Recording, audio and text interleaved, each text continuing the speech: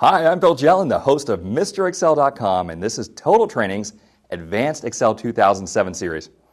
Excel is the world's most popular spreadsheet, but we're often too busy at work to learn all the amazing features in Excel. There's probably a good chance that in the mid-90s, someone showed up and replaced your copy of Lotus 1-2-3 with a product called Excel, and that was the extent of your training.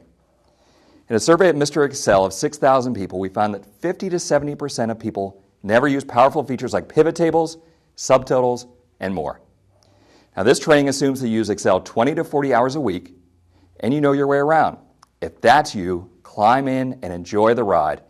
You're about to learn how to unleash the power and efficiency of Excel. I launched MrExcel.com in 1998 with the idea of helping people to learn how to get more out of Excel. Since then, I've written 15 books about Excel, including Pivot Table Data Crunching and the huge special edition using Microsoft Excel 2007.